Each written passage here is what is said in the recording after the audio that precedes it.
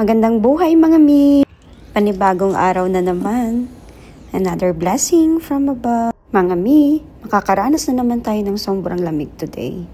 Kaya make sure na mag-bundle up at may quality jacket para iwas sakit. Siguraduhin ding mag-iingat, dahan-dahan sa paglalakad dahil madulas ang kalsada.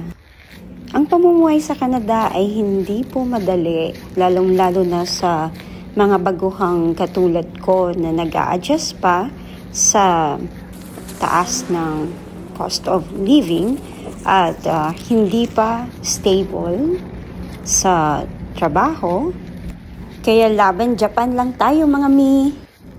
Kahit akala ng iba dyan na porket na sa Canada na ay mayaman o ayahay na, pero ang hindi nila alam, malapit ka nang maging homeless dito.